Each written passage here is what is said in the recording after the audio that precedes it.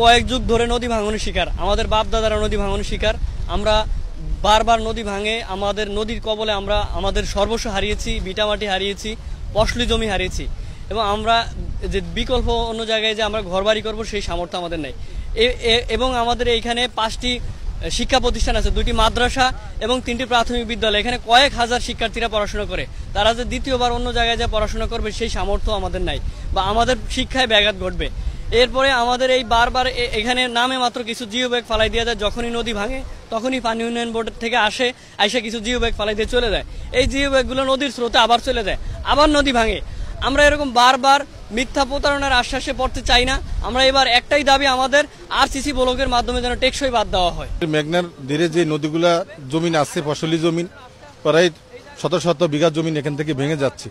মানুষের ফসল উৎপাদনের জন্য অনেক কষ্ট হবে, চলাফেরার জন্য অনেক কষ্ট হবে, এবং দিনই যে কাজগুলো আছে এগুলো অনেক কাজ মানুষের জন্য, ঘরবাড়ির জন্য অনেক কষ্ট হবে। এই জন্য আমরা চাই, যেহেতু আমাদের বারবার আমাদেরকে প্রতারণা করা হয়, পানি উন্নয়ন বোর্ড থেকে আসে এবং ডিসি অফিস থেকে আমরা আবার জানানো হয়েছে, তারা আসে এগুলো ছবি টবি করে তারা নিয়ে যা, কিছু জিও ব্যাগ এখানে ফালাই যা, কিছু কি পালায় আমরা তাও জানি না, আবার এগুলা ভেঙে আবার চুরমার হয়ে আবার চলে যায়। আমরা এখন আমাদের দাবি হলো একটাই দাবি, আমরা এখানে শক্ত করে ব্লকের মাধ্যমে এই বেড়িবাঁধটা যে মজবুতের সাথে হয়, এটা আমাদের দাবি। এবং যদি এই দাবি যদি তারা কোনো অবহেলিত করে, আমরা সামনের আরো আন্দোলন, আরো প্রোগ্রাম আমরা আগে মজবুত ভাবে নেব। নদী তো ভাঙতে আছে যে নেই, সম্পূর্ণ আগে বস্তা হেলাইছে, এই বস্তা তো সম্পূর্ণ গেছি গিয়া, দুইয়া গেছি গিয়া 70-80 ফুট পানি এখানে যদি না হয়, আপনার মাপ দেন, যদি না হয় তো সে সময় আমাকে বললেন এখন সম্পূর্ণ যে বস্তা গল যাইতেছে, আপনার দেন না চোখে।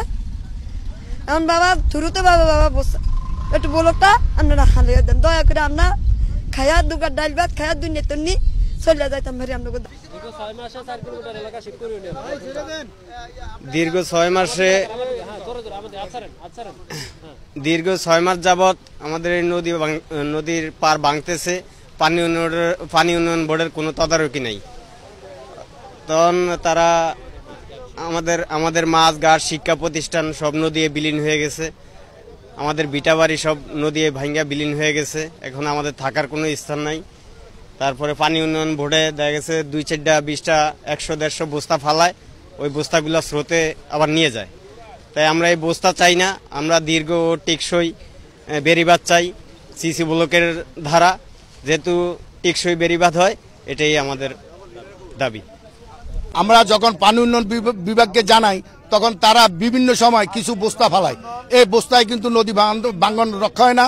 দেখা যায় তারা এই সীমিত টাইমের জন্য তারা একটু চেষ্টা করে বস্তা ফালায়, কিন্তু আমরা এই পানি উন্নয়ন বিভাগের প্রতি আমাদের জোর দাবি যে আরসিসি ব্লক এবং টিকসই ব্লকের মাধ্যমে আমাদের বোলা সদরকে রক্ষা করার জন্য এই বেড়িবাঁধে আরসিসি ব্লক পালানোর জন্য আমাদের মূল দাবি।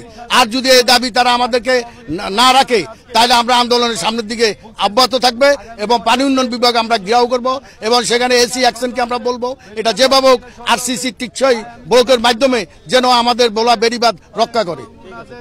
মেঘনা যদি না করা হয়, তাহলে আমাদের শিক্ষা প্রতিষ্ঠান এবং মাছঘাট বিভিন্ন বাড়িঘর দুয়ার বিলীন, নদীর গর্ভে বিলীন হয়ে দেবে এবং বোলা শহরে পানি ঢুকবো। এই আর কি আমাদের দাবি হলো সিসি ব্লক ফালানোর জন্য এবং এটারে বাঁধ নির্মাণ করার জন্য। আমরা শিক্ষা প্রতিষ্ঠান এবং ঘর বাড়ি এগুলা রক্ষা করার জন্য এগুলা দাবি আমাদের। সাল থেকে 2005 সাল থেকে এই নদী ভাঙ্গন শুরু হয়েছে। বিগত দিনে প্রত্যেকেই আশ্বাস দেয় যে কাজ হইতেছে, হবে, টেন্ডার পরবর্তীতে থাকে না, তারা গায়েব করে ফেলায়। ঠিক আছে, এই পর্যন্ত নদীটা 2 কিলোমিটারের অধিক এদিকে ভাঙ্গা গেছে। এখন যদি এই বেড়িটা ভাঙ্গে, এই বাঁধটা ভেঙে যায়, তাহলে ভোলা সদর উপজেলার প্রত্যেকটা ঘরে ঘরে পানি থাকবে, কেউ থাকতে পারবে না। এবং নদীর পারে আমরা যারা বসবাস করি আমরা থাকতে পারবো না। আপনি ওই যে আমাদের একেএম নূর হোসেন হাওলাদার বলছে, আমার দাবি হলো এখানে টিকসই বেড়িবাঁধ চাই এবং সিসি ব্লকের মাধ্যমে এই নদী ভাঙ্গন প্রতিরোধ চাই। কিছু অসাধু ব্যবসায়ী নদী থেকে বালু উত্তোলন করে আমাদের বেড়িবাঁধ ভেঙে যায়, তার জন্য তাদেরকে আইনের আওতায় এনে শাস্তির ব্যবস্থা করতে হবে, আর টিকসই বেড়িবাঁধের ব্যবস্থা করতে হবে, সিসি ব্লকের ব্যবস্থা করতে হবে। অন্যথায় শহরের ভিতরে পানি ঢুকে যাবে। এই বাঁধ যদি ভেঙে যায় তাহলে শহরের মানুষও থাকতে পারবে না, আমরা তো থাকতে পারবোই না। প্রত্যেক দিনই যেভাবে নদী ভাঙতেছে তাতে বোঝা যায়, আমরা যেভাবে আমাদের পাড়গুলো ভেঙে যাচ্ছে সেভাবে বোঝা যায় আমরা কয়েকদিনের মধ্যে মনে হয় ঘরবাড়ি ছাড়া হয়ে যাব।